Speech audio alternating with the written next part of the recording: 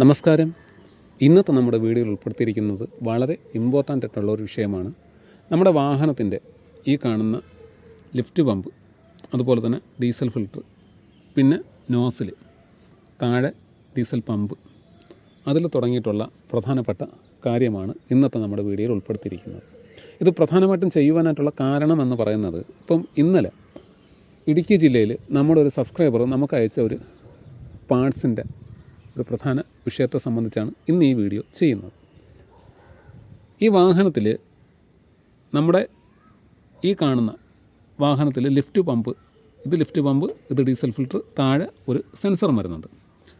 എന്തെങ്കിലും രീതിയിലുള്ള പ്രശ്നം വന്നു കഴിഞ്ഞാൽ എയർ കുടുങ്ങുമ്പോൾ സ്റ്റാർട്ടിങ് ട്രബിൾ വരാം, പിന്നെ വലിവ് മുട്ടാനായിട്ടുള്ള സാധ്യതയുണ്ട്. അങ്ങനെ തുടങ്ങിയിട്ട് ഒട്ടനവധി കാര്യങ്ങൾ ഇതിൽ നമ്മുടെ ശ്രദ്ധക്കുറവുകൊണ്ട് വരുന്നുണ്ട്. അപ്പോൾ അതിൽ നമ്മളെല്ലാവരും മനസ്സിലാക്കേണ്ട ഒരു കാര്യമെന്ന് പറയുന്നത്, ഒന്ന്, നമ്മുടെ വാഹനത്തിൻ്റെ ലിഫ്റ്റ് പമ്പും ഡീസൽ ഫിൽറ്ററും അതുപോലെ തന്നെ അടിയിലത്തെ സെൻസർ, ഇത് പ്രധാനപ്പെട്ട ഒരു കാര്യമാണ്. നമ്മുടെ വാഹനത്തിൻ്റെ ലിഫ്റ്റ് പമ്പിൻ്റെ അടിയിൽ വരുന്ന സെൻസർ, വാട്ടർ സെൻസർ, ഏതെങ്കിലും രീതിയിലുള്ള തകരാറ് വന്നാലോ, സീറ്റിങ് കറക്റ്റ് അല്ലാതെ വരുമ്പോഴോ എയർ കുടുങ്ങിയിട്ട് സ്റ്റാർട്ടിങ് ട്രബിൾ വരാം, വലിവ് മുട്ടിപ്പോകാനായിട്ടുള്ള സാധ്യതയുണ്ട്. അതുപോലെ തന്നെ ഡ്യൂപ്ലിക്കേറ്റ് ഡീസൽ ഫിൽറ്റർ ഇട്ടാലും ഈ ഒരു വിഷയം വരാം.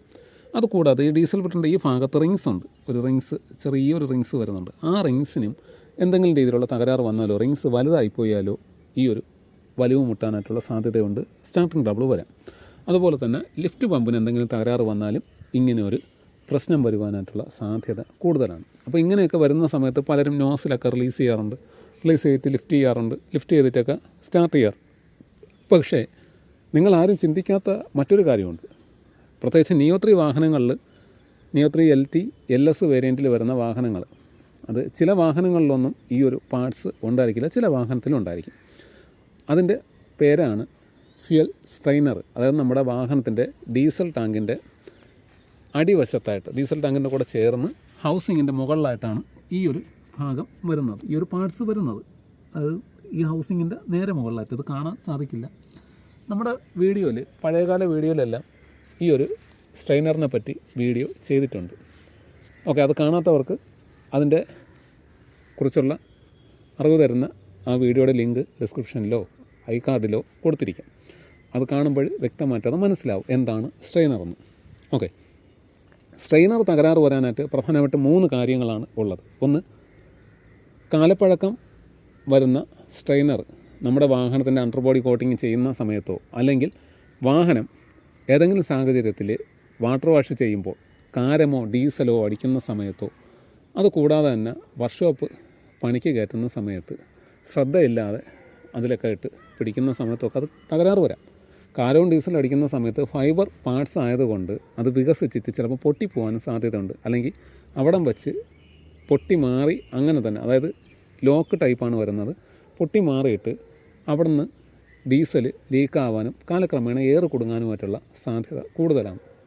അപ്പോൾ ഈ അണ്ടർബോഡി കോട്ടിങ് ചെയ്യുന്ന എല്ലാ വാഹന ഉടമകളും ഈ ഒരു കാര്യം പ്രധാനമായിട്ടും ശ്രദ്ധിക്കണം. ഈ ടർപ്പനും ടിന്നറും ഒക്കെ അടിക്കുന്ന സമയത്ത് കണ്ടൻറ്റൊക്കെ ചേഞ്ചായിട്ട് ഇങ്ങനെ ഒരു വിഷയം വരാനായിട്ടുള്ള സാധ്യതയുണ്ട്. അതുപോലെ തന്നെ ഈ ഫൈബർ പീസ് ആയതുകൊണ്ട് പൊട്ടിപ്പോയാൽ പോലും നമുക്ക് അറിയുവാനായിട്ട് സാധിക്കില്ല, ഡീസൽ വേപ്പറായിട്ടൊക്കെ പോകാനായിട്ടുള്ള സാധ്യതയുണ്ട്. ഓക്കെ, അപ്പോൾ അത് പ്രധാനമായിട്ടും ശ്രദ്ധിക്കണം. അപ്പോൾ ഈ എയർ കുടുങ്ങുന്നതിൻ്റെ പ്രധാന കാര്യവും അതുപോലെ തന്നെ ഈ സ്ട്രെയിനർ കംപ്ലൈൻറ്റ് വരാനായിട്ടുള്ള പ്രധാന സാഹചര്യമൊക്കെ ഇങ്ങനെയാണ്. പിന്നെ ഈ ഡീസൽ എയർ മെയിനായിട്ട് ഈ ലിഫ്റ്റ് പമ്പിൻ്റെ ഭാഗത്ത് നിന്ന് എയർ കൊടുക്കുന്ന സമയത്ത് ലിഫ്റ്റ് പമ്പിൻ്റെ ഭാഗത്ത് നിന്ന് പലരും ഈ ലിഫ്റ്റ് ചെയ്യാറുണ്ട്, ഈ ഫിൽറ്റർ മാറാറുണ്ട്, നോസിലൊക്കെ റിലീസ് ചെയ്ത് അപ്പോൾ സ്റ്റാർട്ട് ചെയ്ത് വിടാറുണ്ട്. പക്ഷേ നിയോ 3 വാഹനങ്ങളിൽ, നിയോ 2ലും നിയോയിലും SS-ലും ആ ഒരു പാർട്സ് ഞാൻ കണ്ടിട്ടില്ല. അപ്പം ചില വാഹനങ്ങൾക്ക് ഉണ്ടായിരിക്കാം, ചില വാഹനങ്ങൾക്ക് ഇല്ലായിരിക്കാം. ചിലർ ഇതിനെ അഴിച്ചു മാറ്റുന്ന വാഹന ഉടമകളുമുണ്ട്. അതിൻ്റെ ഉപയോഗമില്ല എന്ന് പറഞ്ഞിട്ട് അഴിച്ചു മാറ്റുന്ന വാഹന ഉടമകളുമുണ്ട്.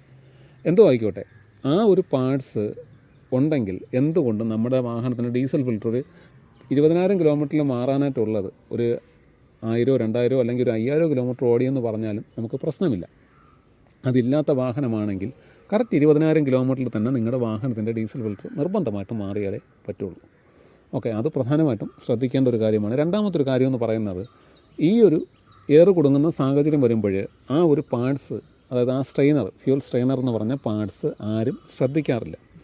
അപ്പോൾ അത് നിങ്ങൾ ശ്രദ്ധിച്ച് കാലക്രമേണ അതിൻ്റെ കാര്യങ്ങളെല്ലാം 1 by 1 ആയിട്ട്, അതിന് തകരാറുണ്ടോ അല്ലെങ്കിൽ അതിന് വേറെ എന്തെങ്കിലും കണക്ഷൻ വിട്ടിട്ടുണ്ടോ അല്ലെങ്കിൽ ഡയറക്റ്റ് കൊടുത്തിട്ടുണ്ടോ അല്ലെങ്കിൽ അത് ഉണ്ടോ ഇല്ലയോ അതിനെന്തെങ്കിലും തകരാറൊക്കെ എന്തെങ്കിലും കാലക്രമേണ വരാനായിട്ടുള്ള സാധ്യതയുണ്ട്. അപ്പോൾ അത് ഇല്ല എന്ന് നോക്കി ഉറപ്പ് വരുത്തണം. 10,000 കിലോമീറ്ററിൽ നിങ്ങളുടെ വാഹനം ഓയിൽ സർവീസിന് കയറ്റുന്ന സമയത്ത് നിർബന്ധമായിട്ടും ആ സ്ട്രെയിനർ ഒന്ന് ചെക്ക് ചെയ്യണം. ഓക്കെ, അപ്പോൾ ആ സ്ട്രെയിനറിൻ്റെ ഒരു വിഷയം, അതായത് നമ്മൾ ശ്രദ്ധിക്കാത്തൊരു കാര്യം, ആ സ്ട്രെയിനർ അതുപോലെ എയർ പിടിക്കുന്ന സമയത്ത് നമ്മളിവിടെ നോക്കുമ്പോൾ പ്രഷർ പരീക്ഷ എല്ലാം ഓക്കെയാണ്, പമ്പിന് കുഴപ്പമില്ല, അല്ലെങ്കിൽ ഡീസൽ വരുന്നുണ്ട്, നോസിലോട്ടൊക്കെ എത്തുന്നുണ്ട്. പക്ഷേ സ്റ്റാർട്ടിങ് ട്രബിൾ വരുന്നുണ്ട്. സ്റ്റാർട്ടിങ് ട്രബിൾ വരുമ്പോൾ ആദ്യം ബാറ്ററിയെ കുറ്റം പറയും, അത് കഴിഞ്ഞിട്ട് ഫാൻ ബെൽറ്റിനെ കുറ്റം പറയും, പിന്നെ അത് ഓൾട്ടർനേറ്ററിൻ്റെ ബ്രഷിനെ വലിച്ചഴിക്കും. ഇതൊന്നും ഇല്ലെങ്കിൽ ഈ നോസിലും പമ്പും എല്ലാം വലിച്ചഴിച്ച് വർക്ക് ചെയ്യാറുണ്ട്. അതൊക്കെ ചെയ്യുന്നതിന് മുന്നേ അതിനുള്ള കാരണം എന്താണ്, അല്ലെങ്കിൽ എവിടെ നിന്നാണ് അതിൻ്റെ പ്രശ്നം തുടങ്ങുന്നത് എന്ന് ആദ്യം മനസ്സിലാക്കണം. പ്രത്യേകിച്ച് നിയോ 3 LT LS വേരിയൻറ്റ് വാഹനങ്ങൾ യൂസ് ചെയ്യുന്ന എല്ലാ ടവേര ഓണേഴ്സും അല്ലെങ്കിൽ ഡ്രൈവർമാരും അല്ലെങ്കിൽ നിങ്ങൾ വർക്ക്ഷോപ്പിൽ കൊണ്ടുപോകുമ്പോൾ ആ വർക്ക്ഷോപ്പ് മെക്കാനിക്കും ഈ ഒരു കാര്യം പ്രധാനമായിട്ടും ശ്രദ്ധിക്കണം. ഓക്കെ, ഇന്നലെ ആ വീഡിയോ ആ പുള്ളി അതിൻ്റെ ഒരു ഫോട്ടോസും കാര്യങ്ങളും അയച്ചു തന്നു. ഈ പാർട്സ് എവിടെ കിട്ടും എന്ന് ചോദിച്ച് അയച്ചു തന്നപ്പോഴാണ് ഇതിനെക്കുറിച്ച് ഒരു വീഡിയോ ചെയ്യണമെന്ന് തോന്നിയത്. നമ്മുടെ ചാനൽ തുടങ്ങിയ കാലത്ത് ആ ഒരു ഫ്യൂൽ സ്ട്രെയിനറിനെ പറ്റി വീഡിയോ വ്യക്തമായിട്ട് ചെയ്തിട്ടുണ്ട്, കാര്യങ്ങളെല്ലാം പറഞ്ഞ് അതിൽ ചെയ്തിട്ടുണ്ട്. പക്ഷേ ഇപ്പോഴും പലർക്കും ഇതിനെക്കുറിച്ചുള്ള ധാരണയില്ല. ഫ്യൂൽ സ്ട്രെയിനർ എന്താണെന്നോ അല്ലെങ്കിൽ അത് എവിടെ വരുന്നെന്നോ ഏതൊക്കെ വാഹനങ്ങളിൽ അത് വരുന്നുണ്ടെന്നുള്ള കാര്യങ്ങളൊന്നും പലർക്കും അറിയില്ല. അപ്പോൾ അതുകൊണ്ടാണ് ഇന്ന് പ്രധാനമായിട്ടും ചെയ്തത്. നിങ്ങളുടെ വാഹനത്തിന് സ്റ്റാർട്ടിങ് ട്രബിൾ വരികയോ എയർ കുടുങ്ങുന്നൊരു വിഷയം വരികയോ ചെയ്യണമെങ്കിൽ ആദ്യം ഹൗസിങ്ങിൻ്റെ നേരെ മുകളിലായിട്ടാണ് ഫ്യൂൽ സ്ട്രെയിനർ വരുന്നത്. നമ്മുടെ വാഹനത്തിൻ്റെ ഹൗസിങ്ങിൻ്റെ നേരെ മുകളിലായിട്ട് ടാങ്കിനോട് ചേർന്ന് ഹൗസിങ്ങിൻ്റെ മുകളിലായിട്ടാണ് ഫ്യൂൽ സ്ട്രെയിനർ വരുന്നത്. ആ സ്ട്രെയിനർ നോക്കണം. അതിൽ നിന്ന് ഇങ്ങോട്ട് വരുന്ന ലൈനുകൾ, ഈ 2 ലൈനും ഇതിലോട്ട് എത്തുന്ന ഡീസലിൻ്റെ പ്രഷർ കാര്യങ്ങൾ നോക്കണം. അതിന് ശേഷമേ നിങ്ങൾ പമ്പും നോസിലും എല്ലാം ചെക്ക് ചെയ്യാൻ പാടുള്ളൂ. ഒരു കാരണവശാലും പമ്പും നോസിലും നിങ്ങൾ വലിച്ച് അഴിക്കരുതെന്ന് മാത്രമേ ഞാൻ പറയുള്ളൂ. കാര്യം എന്ന് വെച്ച് കഴിഞ്ഞാൽ കംപ്ലയിൻ്റ് അറിയില്ലാതെ പണി ചെയ്യുവാനായിട്ട് നിൽക്കരുത്. പലർക്കും പറ്റുന്നൊരു കുഴപ്പമാണ്, കംപ്ലയിൻ്റ് എന്താണെന്ന് മനസ്സിലാക്കാതെ പലരും പല പാർട്സുകളും വലിച്ചഴിച്ച് ചെയ്യാറുണ്ട്. അതുപോലെ തന്നെ ഈ ബാറ്ററിയുടെ കാര്യമാണെങ്കിൽ ശരി തന്നെ, ഓൾട്ടർനേറ്ററിൻ്റെ കാര്യമാണെങ്കിൽ ശരി തന്നെ. ഓക്കെ, അപ്പോൾ അതെല്ലാം നോക്കി അറിഞ്ഞ് മനസ്സിലാക്കിയിട്ട് ഇത് ചെയ്യുന്നതായിരിക്കും നല്ലത്. ഇതെല്ലാ ഡ്രൈവർമാരുടെയും വാഹന ഉടമകളുടെയും അറിവിലേക്ക് ഷെയർ ചെയ്യുകയാണ്, ശ്രദ്ധിക്കണം.